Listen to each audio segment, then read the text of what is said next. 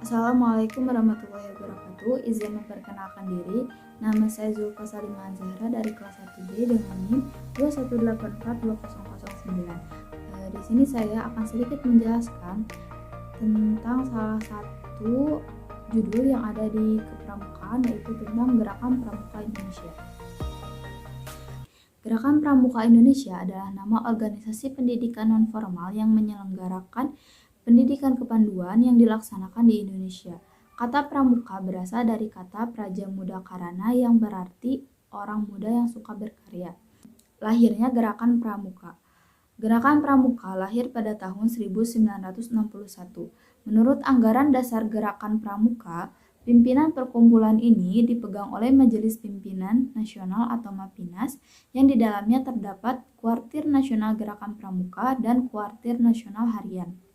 Gerakan Pramuka secara resmi diperkenalkan kepada seluruh rakyat Indonesia pada tanggal 14 Agustus 1961. Gerakan Pramuka ditandai dengan serangkaian peristiwa yang saling berkaitan, yaitu yang pertama, pidato Presiden atau Mandataris MPRS di hadapan para tokoh dan pimpinan yang mewakili organisasi kepanduan yang terdapat di Indonesia pada tanggal 9 Maret 1961 di Istana Negara.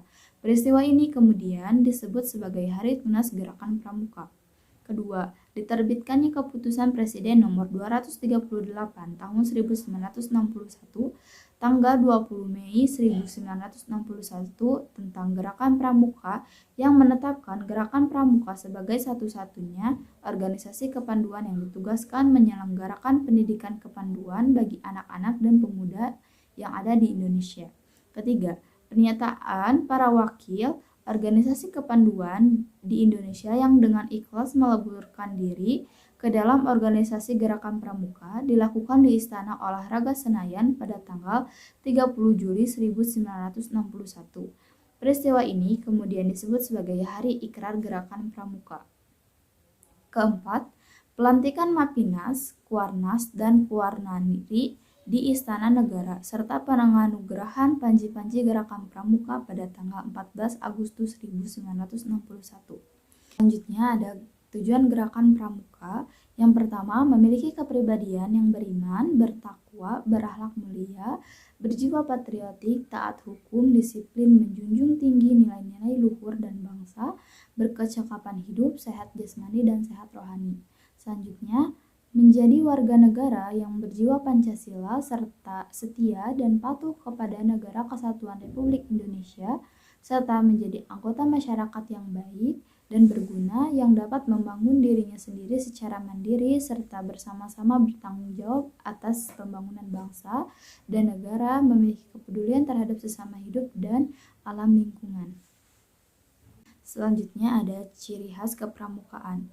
Berdasarkan resolusi Konferensi Kepanduan Sedunia tahun 1924 di Denmark, kepanduan mempunyai 3 sifat, yaitu yang pertama, nasional, yaitu organisasi yang menyelenggarakan kepanduan di suatu negara haruslah menyesuaikan pendidikan itu dengan keadaan, kebutuhan, dan kepentingan masyarakat bangsa dan negara.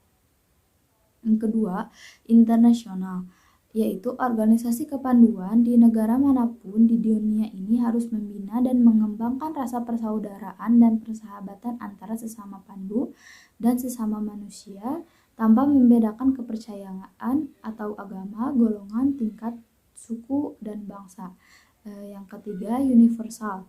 Kepanduan dapat dipergunakan di mana saja untuk mendidik semua anak-anak dari bangsa manapun. Selanjutnya ada Gerakan Pramuka. Gerakan Pramuka memiliki prinsip dasar, yaitu pertama, iman dan takwa kepada Tuhan Yang Maha Esa. Kedua, peduli terhadap bangsa dan tanah air, sesama makhluk hidup dan alam seisinya.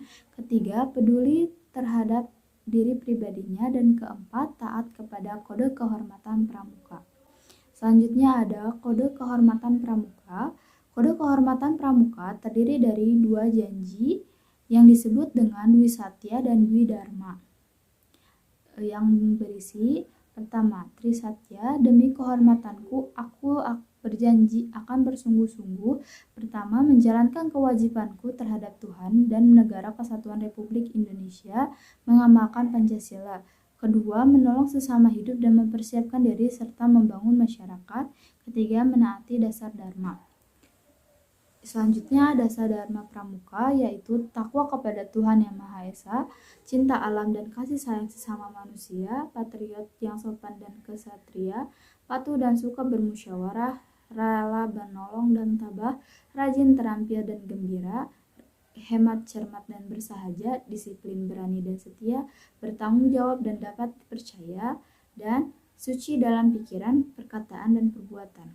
Selanjutnya ada metode kepramukaan. Metode kepramukaan merupakan cara belajar interaktif progresif melalui pertama, pengalaman kode pramuka, kedua, belajar sambil melakukan, ketiga, kegiatan berkelompok, bekerja sama, dan berkompetisi, keempat, kegiatan yang menarik dan menantang, kelima, kegiatan yang ada di alam terbuka, keenam, kehadiran orang dewasa yang memberikan bimbingan, dorongan, dan dukungan, ketujuh, penghargaan berupa tanda kecakapan, dan terakhir, satuan terpisah antara putra dan putri.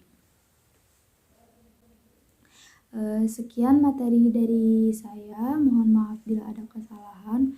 Wassalamualaikum warahmatullahi wabarakatuh.